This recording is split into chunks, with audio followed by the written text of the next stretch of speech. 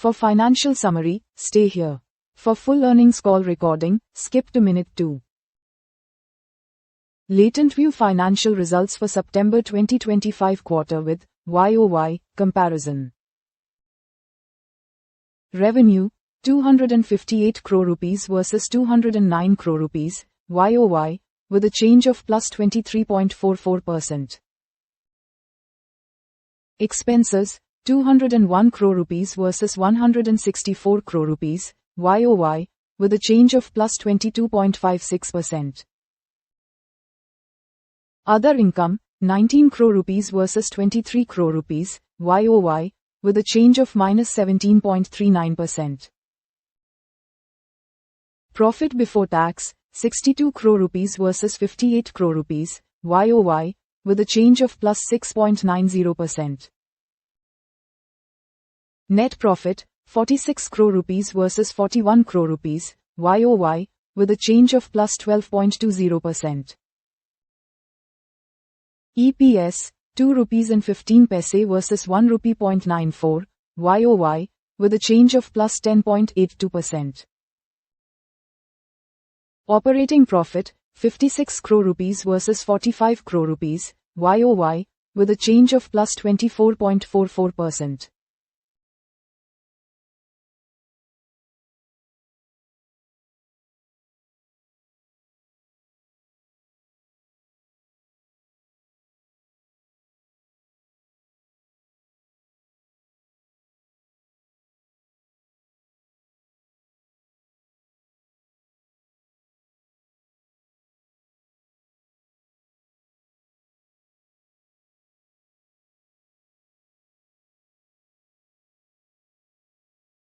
Ladies and gentlemen, good day and welcome to Latent View Analytics Limited Q2 FY2026 earnings conference call. As a reminder, all participant lines will be in the listen-only mode, and there will be an opportunity for you to ask questions after the presentation concludes. Should you need assistance during the conference call, please signal an operator by pressing star then 0 on your touchtone phone. Please note that this conference is being recorded. I now hand the conference over to Ms. Asha Gupta from EY LLP Investor Relations. Thank you, and over to you, Ms. Gupta. Thank you, Renju. Good morning to everyone, and welcome to Q2 FY2026 earnings call of Latent View Analytics Limited. The results and presentation have already been mailed to you, and you can view them on the website www.latentview.com. In case anyone does not have the copy of press release or presentation, or you are not marked in the mail, please do write to us and we will be happy to send you that. To take us through the results today and to answer your questions, we have the CEO of the company, Rajan Sethuraman, to whom we will be referring as Rajan, and we have the CFO of the company, Rajan Venkatesan, to whom we will be referring as Raj. This is just to avoid any confusion while doing the transcript. We will start the call with a brief update on the business, which will be given by Rajan, and then followed by financials given by Raj. As usual, I would like to remind you that anything that is mentioned on this call that reflects any outlook for the future or which can be construed as forward-looking statement must be viewed in conjunction with the risks and uncertainties that we face. These risks and uncertainties are included but not limited to what we have mentioned in the prospectus filed with SEBI and subsequent annual report that you can find on our website. Having said that, I will now hand over the floor to Rajan. Over to you, Rajan. Thank you, Asha, and thank you, Renju. Thanks, everybody, for joining the earnings conference call. Belated Diwali greetings to you and your family. As Asha mentioned, the press release and the investor presentations are available to you, so I'm not going to bring the details there. I just wanted to provide color on a few aspects of the business that might be of interest to everyone. I will take a slightly longer preamble time to provide this overview. We have a hard stop today at 10:25, so we'll be taking the last question at 10:20. But since I received questions from several of you prior to this call, I'm going to try and address as many of them as possible right in my preamble. So firstly, starting off with the recent deal wins, you would have seen in the presentation that there are multiple clients there that we have talked about.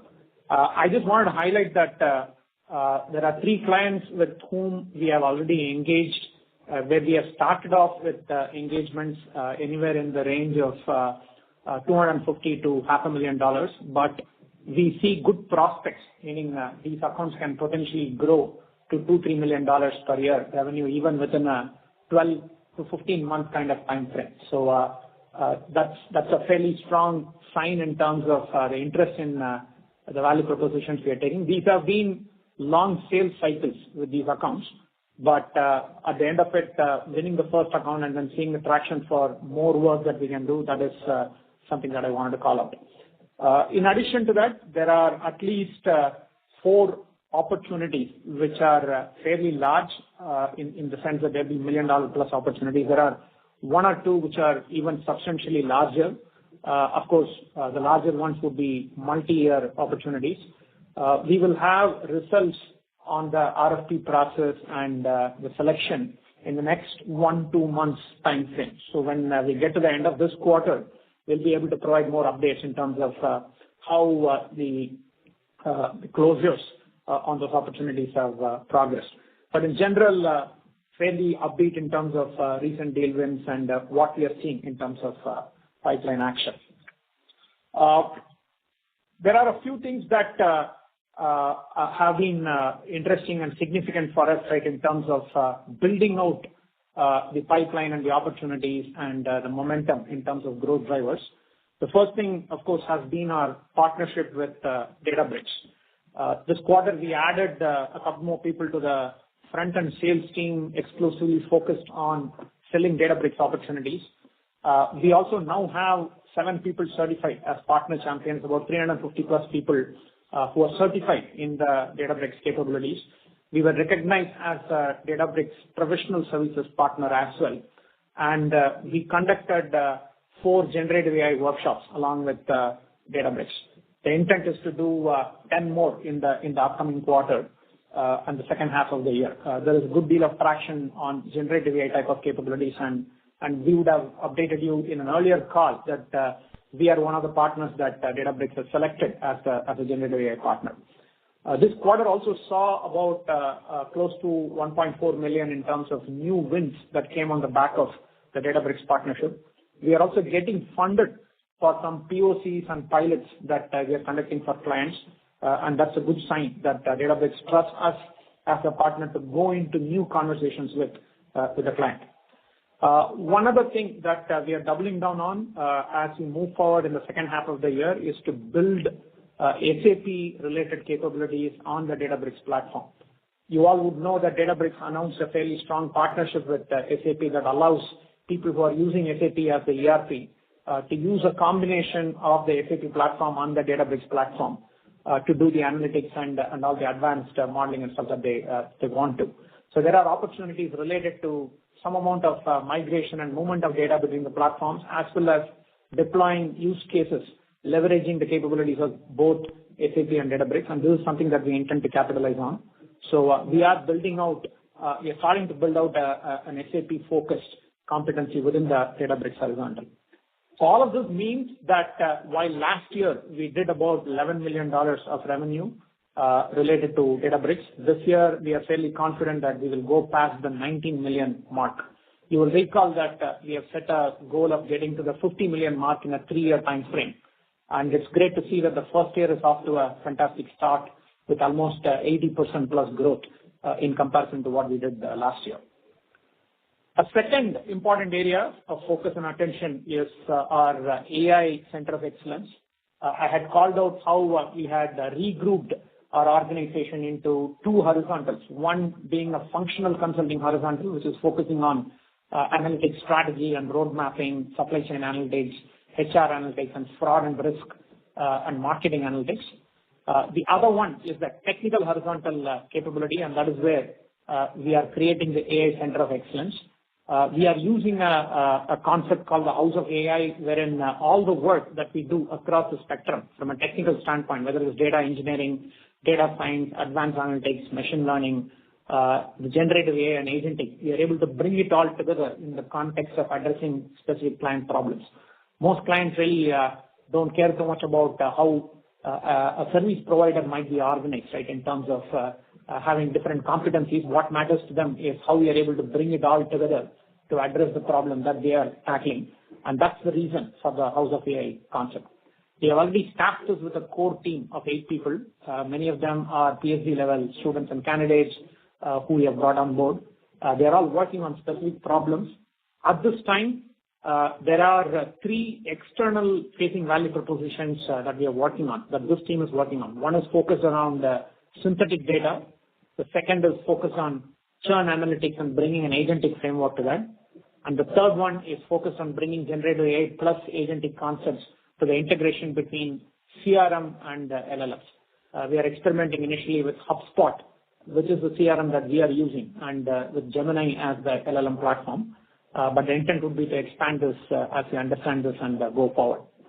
Apart from this, there are entity teams and account teams that are already doing a good amount of work in generative AI and agentic AI. One of the projects that I thought I'll highlight is related to an agentic plus generative AI framework that we have created for helping organizations optimize their cloud usage, whether it is memory or computing, especially if the organization is using a multi-cloud platform, say across Azure and AWS and Databricks and all that. There isn't one unified way by which they can optimize the provisioning of compute and memory for the different workloads and the tasks that they might be executing on this kind of an environment. Our tool helps identify and analyze all the past workloads in the last 2 years, 3 years. You can define the period and then come up with more optimized rules for the provisioning of compute as well as memory, so that not only is the effectiveness and efficiency of the workload execution and the task execution increases, but it also reduces the cost of compute and memory in a significant fashion. And we have evolved an architecture where there is a rule-based approach as well as a generative AI agentic approach, and all of this is orchestrated using the agentic framework, providing the human in the loop the override capabilities as well, depending on what they want to deploy and what they would choose to keep in abeyance. This is something that we are really excited about, and we'll be taking it to multiple accounts as we move forward. So overall, from a generative AI and agentic perspective, last year we had done about $7 million of revenue. This year we have already clocked $5.5 million, and there's another $7 million in the pipeline that we are pursuing. I'm expecting that this will continue to grow as we move forward with more use cases and more opportunities coming our way. The other thing that I wanted to highlight right before I give some generic updates is the integration and the progress that we are making with the Decision Point acquisition. It's more than a year now. In fact, this quarter was the first quarter, Q2, where we were able to provide a like-to-like comparison as well, because we had completed the acquisition before the start of Q2 of last year. It's good to see that the integration and the synergies are starting to come through. In fact, this year we are expecting our combined consumer goods practice to grow at about 28% in comparison to what we did last year. There is a good deal of focus on making sure that there is alignment across the leadership team, bringing in additional bandwidth and capability where that is called for. One good thing that we are also seeing in client conversations is that more clients are starting to talk about end-to-end value proposition, where the multiple value props that we had between Latent View and Decision Point, all of them can be brought together in order to drive the overall impact that the client is looking for. So an integration all the way from annual business planning to supply chain demand forecasting, on-shelf availability, to revenue growth management, pricing, promotion, pack architecture levers, and bringing it all together to drive revenue growth for consumer goods companies. So that's seeing a good deal of traction. In general, we have seen that it's a fairly strong uptick in terms of the pipeline. There is some slowdown in Coke as a business. Coke had 2-3 years of solid growth in the past, and this year has been a bit sluggish for them. They have seen some volume drop and shrinkage. So the Coke conversations are going a little slower. But even with that, we will do this year much more than what we did with Coke last year. So there is growth happening anyways. In addition to that, we are seeing good traction with the accounts that we are having conversations in Europe and Latin America. Both Europe and Latin America will grow fairly strong for us as far as the consumer goods practice is concerned. I will go back to the one area where there is some amount of concern, and this is in relation to the technology vertical. If you recall, our technology business is split internally into three different parts. There is a team that focuses on the consumer tech business, one that focuses on B2B tech, and the third one which focuses on communication and devices. In general, I would say that it's been a bit of a slow year so far. At this point in time, the visibility that we have is probably about 7-8% of growth. We are hoping that we will go past the 10% mark and get into maybe the low double digits in terms of growth for the year. There are a few things that we are seeing in the market. In general, there is some amount of tentativeness and sluggishness. There is an ask for consolidation, and also in terms of pricing related questions and conversations. Generative AI and agentic, there are expectations also in terms of how these will really drive action and help drive productivity and efficiency, right, for the clients that we are having conversations with. In response to this, in addition to the incremental growth that we are driving, we are also opening up new possibilities for ourselves. One is to, with the largest, one of the larger accounts that we have, not just to sell to them, but also sell with them. So there is a fairly strong analytics capability that this client brings to so many other organizations. So we are starting to build out a practice. It's early days. We'll keep you posted on that.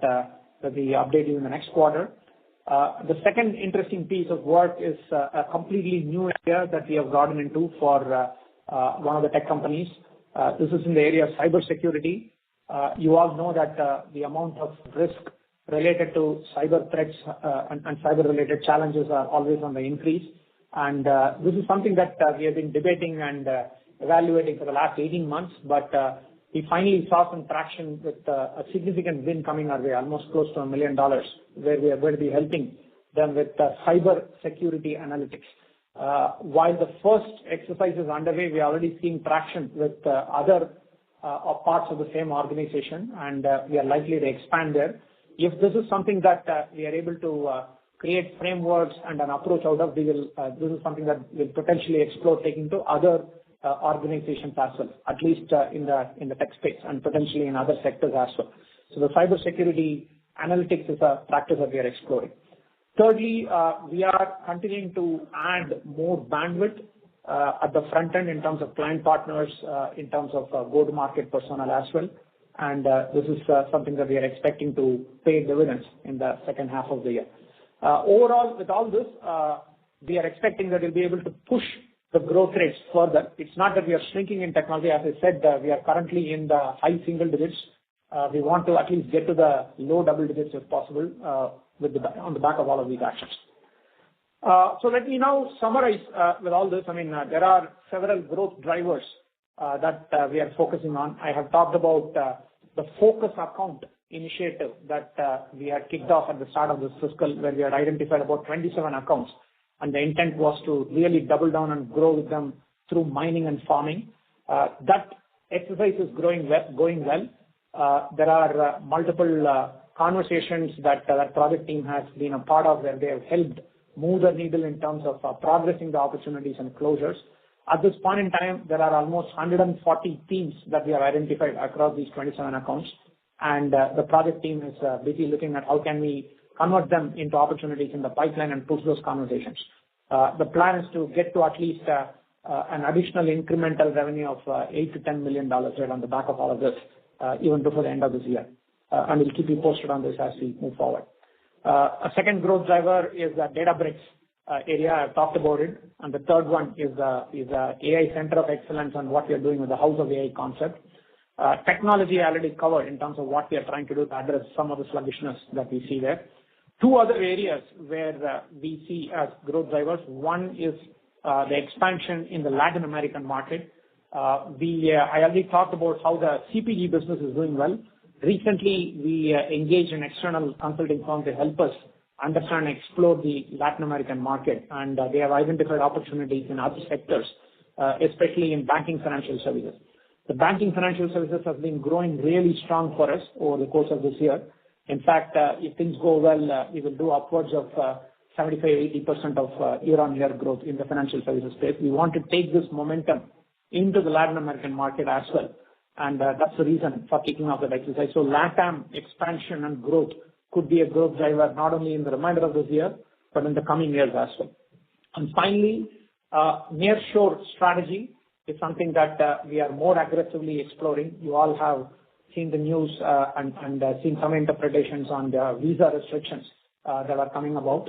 This will obviously mean that clients will also be more interested in exploring nearshore. So we are building out a proactive strategy on this. We already have a demand view on this and a supply view on this. We are bringing it together, and with specific accounts, we are having proactive conversations on how we can set up the right kind of capabilities and teams in a managed services model or in a staff aug model for them in the nearshore locations.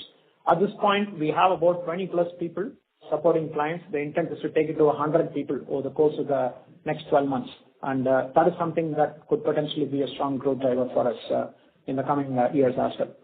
The net impact of all of this is that earlier we had given a guidance of about 18 to 19% in terms of revenue growth. Right now, we are upping it only by a percentage, potentially 19 to 20%. There are good signs and opportunities in the pipeline, and I talked about multiple growth drivers as well. However, you'll all remember that this quarter is the quarter of renewals for many of our accounts.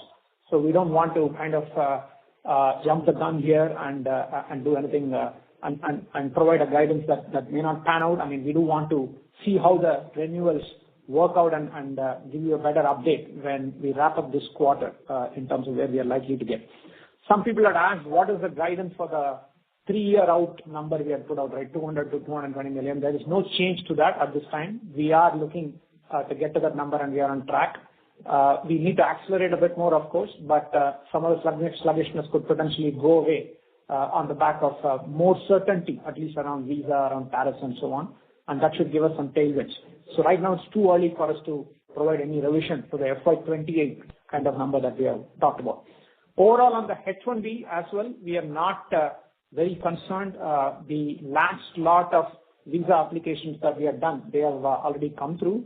So we have almost 15-20 people who we can deploy on engagements, and that will cover us well for the next year.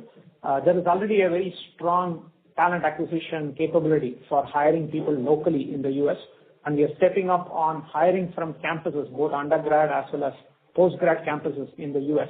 So at this point in time, we do not see any kind of negative impact because of the H1B visa-related issues, right, that have come about. Finally, there was one question on whether any furloughs are expected in Q3 and all that. I want to say that there is nothing that we are seeing. On the contrary, there are multiple conversations where the clients have indicated that they have some leftover budgets and excess money that they need to spend before the end of this fiscal. So we are expecting some of that will give us some momentum, right, in the remainder of this quarter. So that's the update I had. I'm going to stop here and pass it back to Raj to provide any additional color he wants to on the financials. Thank you, Rajan. Thank you for that comprehensive update on both the business side as well as giving some guidance on the financial side. And now, given that Rajan's already done a fair bit of context setting in terms of what really panned out in this quarter, I'm going to provide a quick update on the financial side, and then we can open up for Q&A. Right? Like Rajan mentioned, we are happy to report this is our 11th consecutive quarter of where we've been able to deliver sequential revenue growth with a total operating revenue of about 257 crores, which obviously also means that we've hit a 1,000 crore run rate, right? For the if we were to sort of continue on the same trajectory, which is a pretty significant milestone for us. This also reflects a growth of about 9.1%. On a quarter-on-quarter basis and at 23.2% on a YOY basis.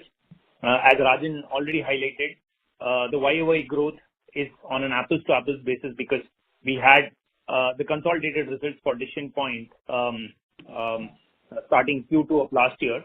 So therefore, the 23.2% also reflects a fairly healthy growth, even considering Decision Point in the fray.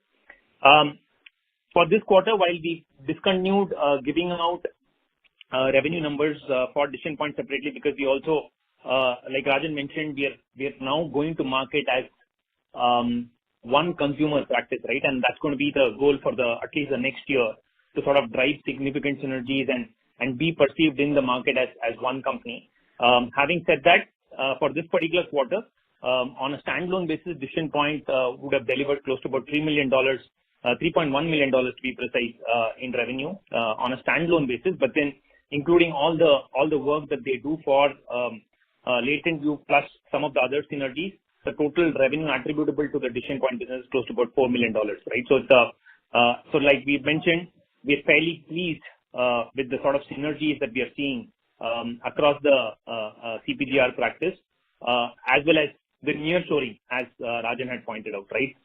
Both of these continue to do very, very well for us. We are particularly pleased by the strong traction that we've seen in the financial services practice, which has been, I would say, largely driven by, clients that we have won in the last 12 months.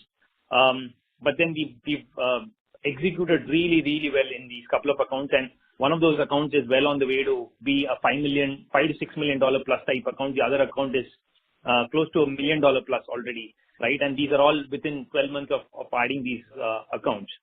So particularly pleased with the strong momentum that you're seeing in the financial services practice, which has also grown almost 94% YOY and about 30% on a sequential basis. The other significant vertical that drove the growth for this quarter was CPGR, where we saw year-over-year growth of about 23%, right? Which is again taking into account the Decision Point on an apples to apples basis. If on the EBITDA margin side, Rajan already spoke about the fact that we are, of course, continuing to invest in one capability building for Databricks as well as the AI Center of Excellence. We are also continuing to add sales and business development bandwidth for the technology vertical, right? As well as we will continue to add some leadership on the sales and business development side.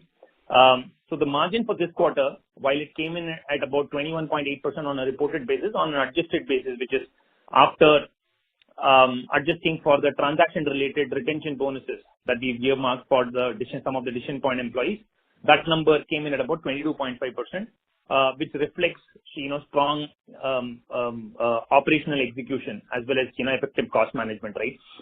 In terms of where we would want this EBITDA margin to settle, obviously there were a few questions that were directed in terms of where do they see us.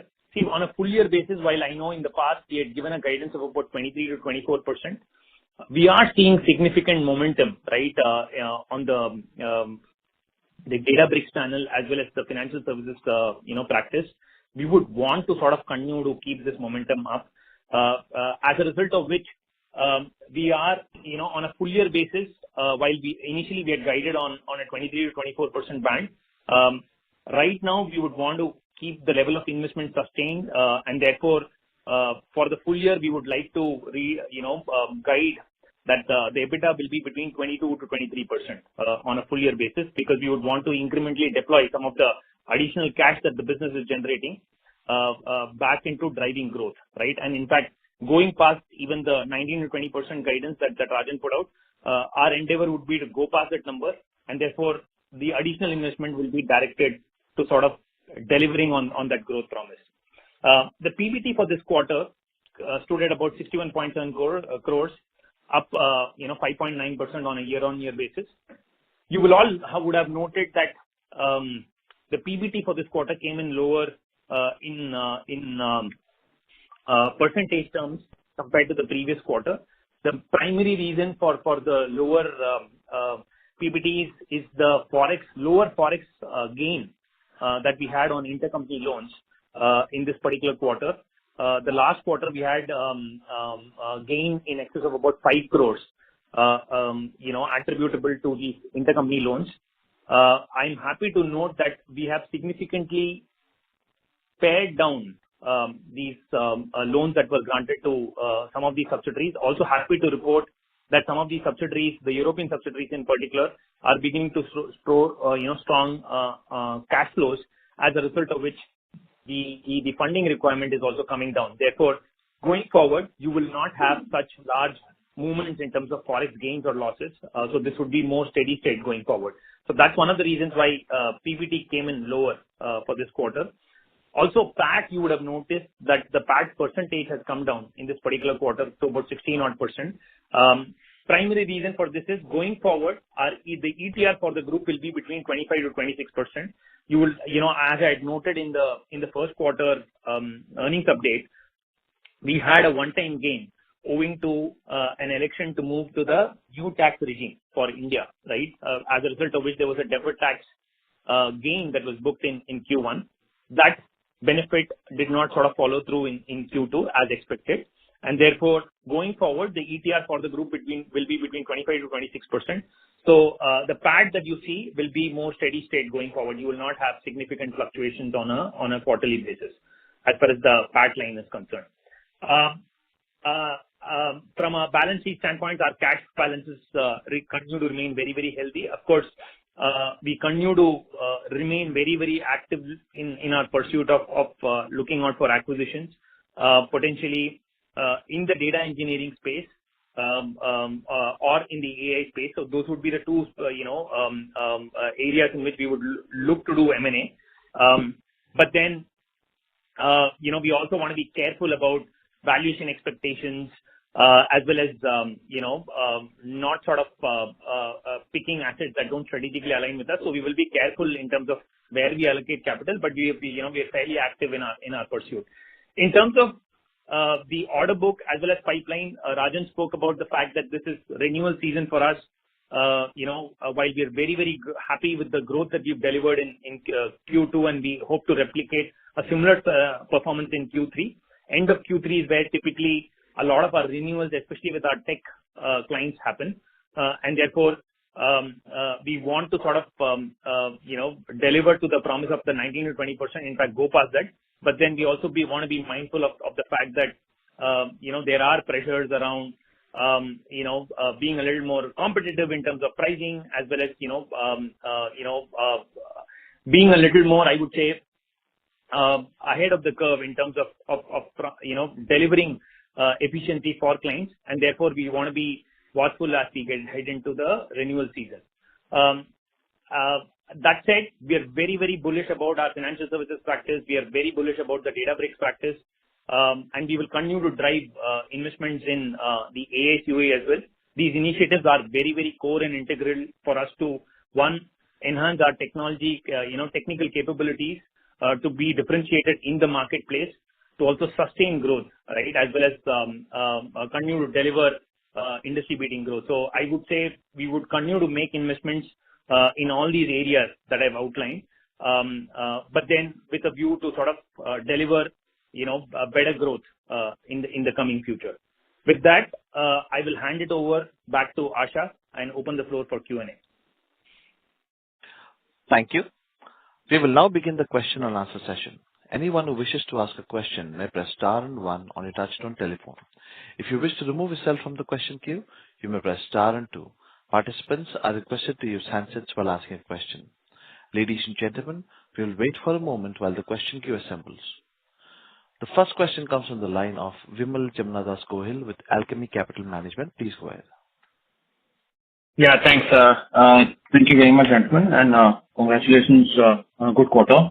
So my first question would be on Raj, if you could just give me some color on the cost front. If I were to look at the OPEX of 33.5 crore this quarter, and even if I were to reduce or take out the 1.9 crore transaction cost, the number is still about 25-27% higher quarter on quarter and almost 50% higher YoY. If you can give me some breakup, how much of that is related to core marketing or growth related costs? How much is that related to visa? That helps. Thank you. Yeah. So thanks for that question, Vimal. I do understand and appreciate the concern around the higher OPEX, but I would like to highlight that almost all of this increase, right, is one attributable to higher marketing costs. So just to give you some perspective, our marketing costs are generally very seasonal in nature, where we do a lot of our marketing events, typically in Q2 and maybe early Q3, right? Before November, essentially, because November onwards, people tend to go on leaves and typically the end of the year. So a lot of the marketing spends that we do are concentrated between the months of August through October, right? In particular, this year, we've done close to about 5 small format events in the US as well as in Latin America and London, right? So this meant that there was a significant uptick as far as marketing costs are concerned, as well as travel associated with these marketing events is concerned, and that's one of the big drivers for the higher OpEx spend. Two, immediately, so you would all note that H1B typically all the costs in relation to the H1B application for us are booked in Q4. Most of the big spends are booked in Q4, and therefore Q1 tends to be a little lower in terms of the visa cost. So on a quarter-on-quarter basis, the visa costs were higher by close to about $220,000, right? So that was again a significant cost that we had for this particular quarter in comparison to Q1. So Q2 compared to Q1, those costs were higher by about $220,000. The third one, if I can highlight, is in relation to some of the bandwidth or the leadership that we are adding, right? Rajan spoke about the couple of people on the Databricks front, on the sales and business development side that we've added. We've also added a few people on the Adobe solutions practice. So we've actually, for us to source some of this talent, we've had to engage external consulting firms to bring on some of this talent, right? And there were recruiting related costs that were associated with bringing on this talent. So that would be another close to about $150,000 to $180,000 that we spent. So all of this meant the higher marketing cost plus the higher visa cost plus the higher sort of recruitment cost in bringing in new talent meant that the OpEx for this quarter was higher than the last quarter. A lot of this will taper down in the following quarter. You will see lower levels of OpEx, specifically at least as far as marketing is concerned. But visa would be steady state going forward. So you will not have this level of expenses again. I hope that answers your question. Yeah. So would it be fair to say that, we'll be operating in between 30 to 33 crore a quarter going forward? Yes. Given the growth requirements that we have. That would be the range, yeah. Fair enough. So Rajan, my next question was you. If I were to look at our revenue by offerings, and if I were to sort of join the dots between what has happened in the technology vertical for the last couple of quarters, my question was on your diagnostic offering. So that service line or offering has also seen flattish trends of about $16 to $16.5 million a quarter for the last 1 year. However, if I were to look at 3 of your high quality or high intensity offerings, which is RGM, consulting, and predictive analytics, that has seen a lot of growth. Is this a conscious pivot, or is this the pain in the diagnostic vertical is also related to the tech vertical that we have?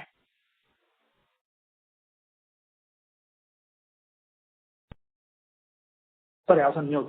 Yeah, it's a bit more related to the technology vertical because that is where the clients also have better appreciation of what can be done using the emerging tooling and technology. So therefore, there will be greater pressure on how some of the diagnostic descriptive work can quickly get converted or at least be done in a more efficient manner, right, using generative and agentic approaches.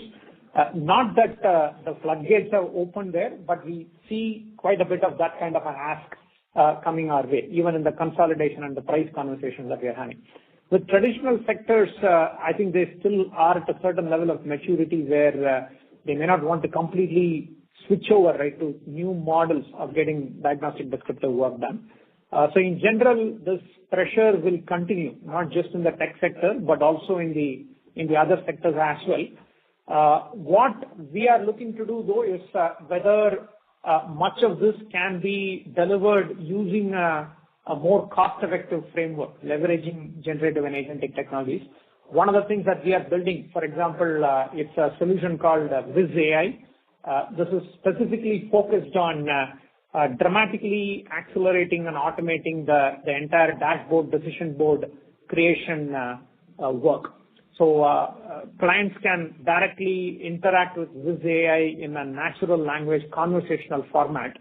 And the tool has enough domain knowledge and semantic understanding built that for specific sectors and use cases, it can quickly come up with the first version of the dashboard within a matter of minutes rather than the weeks of effort that it would have taken, right, to do the wireframing and the work.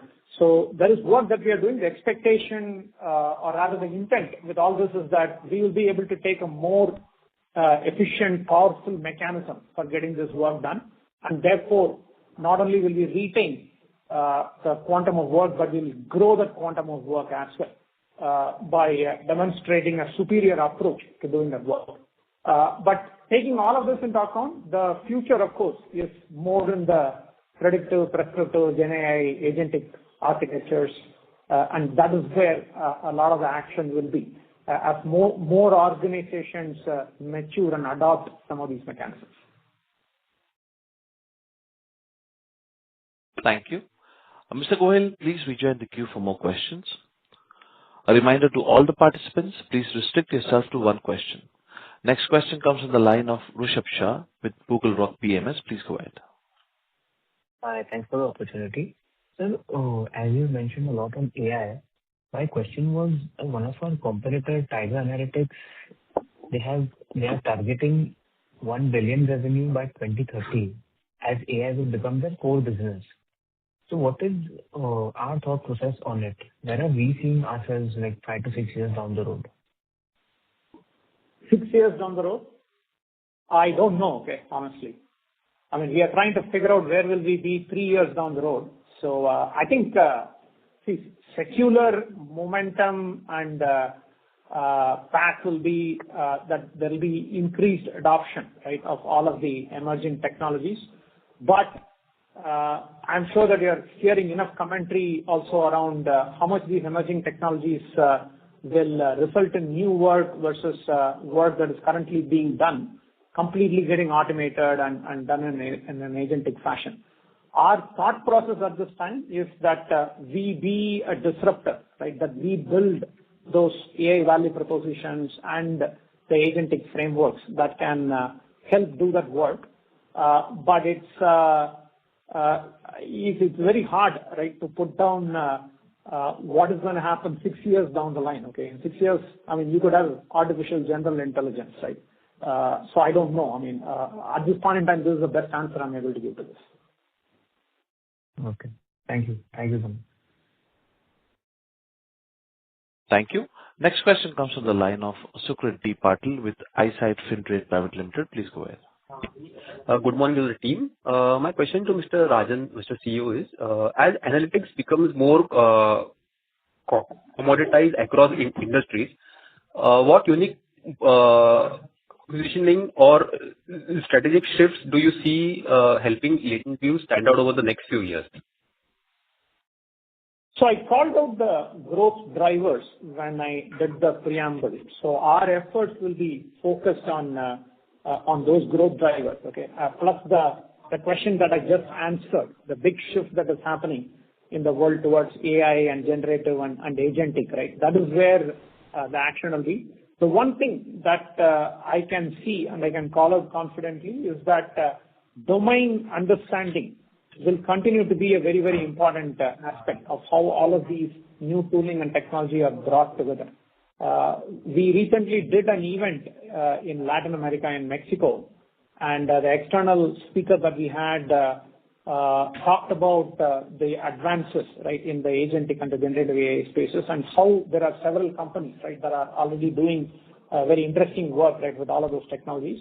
But she did call out that the organizations that are lower down on the maturity curve and who are yet to get started, the best advice that she could give them was think about your top 3-4 problems, right, and the context of the problems and what are the major KPIs you're looking to impact in those problems, and then how can you bring the power of data analytics, AI, and everything, right, to addressing and solving those problems. So that the domain knowledge is something I think that will continue to be a very, very important aspect of how these technologies play out.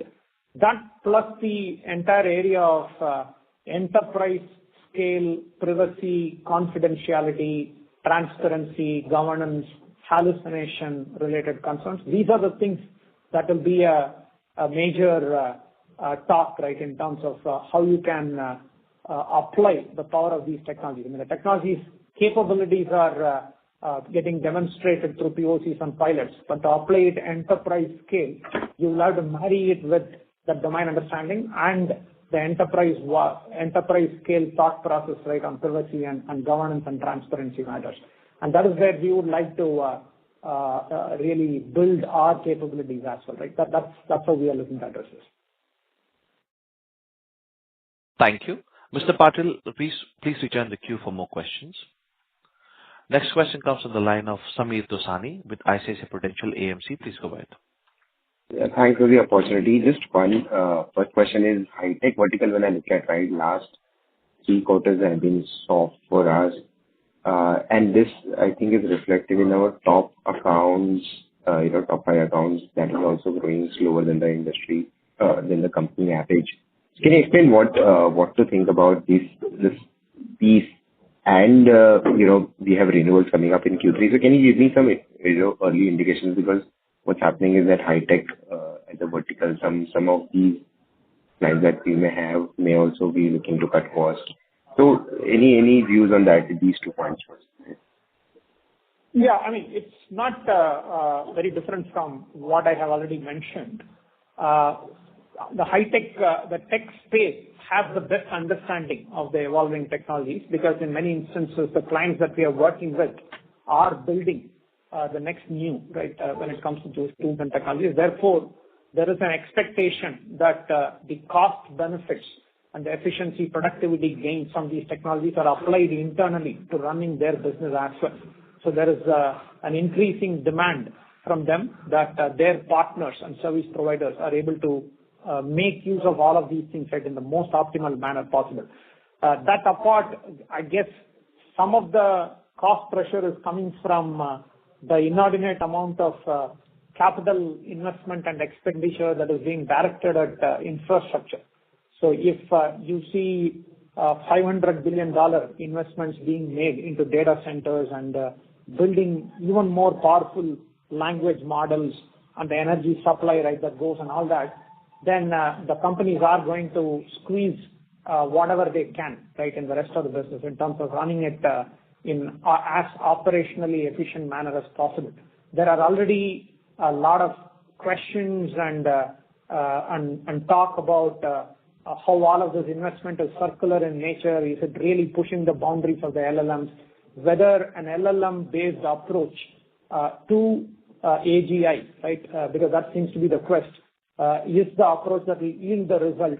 Because at the end of the day, LLMs, they use only language-based reasoning and modeling. There are many different classes of intelligence, like spatial intelligence or visual intelligence or physical dynamic intelligence and so on. I mean, these are other approaches that other organizations and researchers are working on at this time. My point is that the LLM-based frenzy that is happening right now, directing a huge amount of investment into those areas, will mean that the cost pressures in the rest of the businesses will continue. Therefore, this is something that we can continue to expect in the next few quarters. Thank you. Mr. Dosani, please rejoin the queue for more questions. Next question comes from the line of Pritesh Thakkar with PL Capital. Please go ahead. Yeah, thank you for the opportunity and good set of numbers. I just had a question on top account that we added in the band of 500 million plus. Which vertical does it belong to, and how is the potential to scale it further this account? If you can highlight on this one. Yeah, we added accounts in multiple verticals over the last couple of quarters. I mean, there's a account that we added in the consumer goods space, for example, where there are follow-on conversations which are fairly. The initial piece of work was in the range of about $500,000. A second project that we have, 2 projects that we have won recently, both in the industrials, auto component manufacturing space. Both of them are in that range as well. And there are, with one of them, there is a significant Databricks-driven transformational program that they are looking at, which could lead to a multi-million-dollar, multi-year engagement. And the second one is related to a lot more work in the supply chain analytics space that we can do for them. So we are seeing traction in industrial, in consumer goods, in financial services as well at this point in time. We are one other account that we also added in the B2B technology space that is showing some good traction as well. I mean, the initial work that we did was again of the $500,000 range, but we are seeing more opportunities in the remainder of this year itself. Thank you. Mr. Thakur, please rejoin the queue for more questions. The last question comes from the line of Karan Uppal with PhillipCapital India. Please go ahead.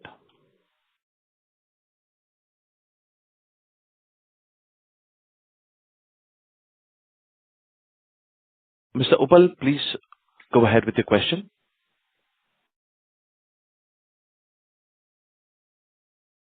Since there's no reply from the line of Mr. Uppal, we'll promote the next. That is from the line of Srinivasu K with TIA. Please go ahead. Hi, sir. You said you are targeting 19 million Databricks revenue this year while building the SAP on Databricks competency, right? So how do you see revenue acceleration from this channel? And also, is the margin profile on Databricks is above the company average? I'll answer the second question. The margin profile is not contingent on whether it is Databricks work or not. It is contingent more on the complexity of the problem and the extent of usage of advanced analytics or generative and agentic architecture. So that is where the margin profile. Otherwise, Databricks work is similar to work that we might be doing with any of the other cloud platforms, whether it is AWS or GCP or Snowflake for that matter. The first question in terms of how is the SAP competency going to help, we will have to come back to you on the objective impact of that because it is very early days. We are just starting to build the competency. This was a big partnership announcement that happened from Databricks very recently. I mean, when I say very recently, it's almost 6 months old now, but it is only now that they are starting to see the traction on that. And therefore, they are encouraging many of their partners to bring that kind of SAP capability and competency where the combination of SAP and Databricks, right, will deliver the goods for the client.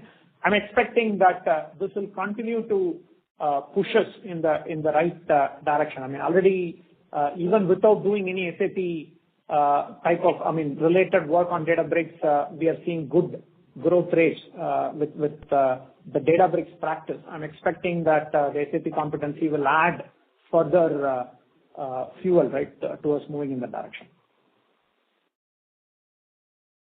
Thank you.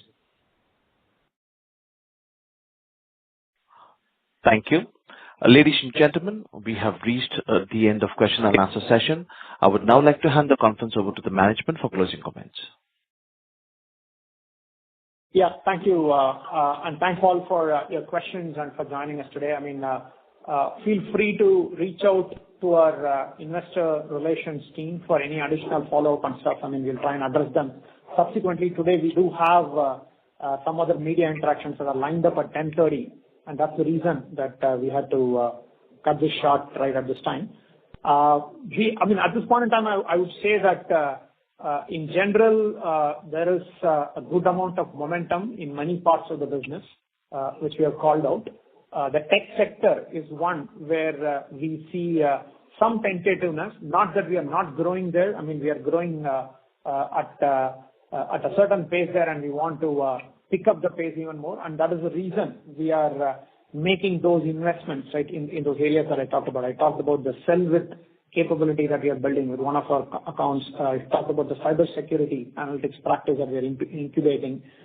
Even the work that we are otherwise doing with the AI Center of Excellence and all the new value props that we are building using the agentic architecture. This is all aimed at demonstrating and showcasing to the tech sector that we can also be ahead of the curve, right, in terms of how we can bring more productive, efficient approaches to the problems that they have, right? Even in the diagnostic descriptive space. So the intent is to drive these hard and capitalize on them in the remainder of this year and set up good momentum for the next fiscal as well. Overall, we are pleased in general with the progress that we are making on several fronts. We continue to add bandwidth in the front end as appropriate, churning out and making sure that the team is really delivering the goods for us. And we continue to make investments in capability building as well in all the horizontals and the areas that I talked about. And there are new areas that we have identified and that we will be investing in as well. With all that, we are expecting that the second half of the year will be a fairly strong second half as well, and that we will be able to provide even better guidance right as we wrap up the next quarter. But otherwise, thank you all for joining the call. Raj, did you have any final comments? Otherwise, we can close it. Rajan, you pretty much summed it up very well. I know there are 5 more callers or people who have questions. We have Aditi, Parikh, Vimal, Pritesh, Karan, who I think still have some outstanding queries. So please, feel free to reach out to the Ernst & Young team, which will, if for to the extent some of your questions have not been answered, and we'll be happy to answer them to the best of our knowledge. Otherwise, Rajan, you pretty much summed it up well, and there is nothing additional that I wish to add at this point. All right. Thank you. Thank you all for joining today. Take care. Thank you. Thank you. On behalf of Latent View Analytics Limited, that concludes this conference. Thank you for joining us. You may now disconnect your lines.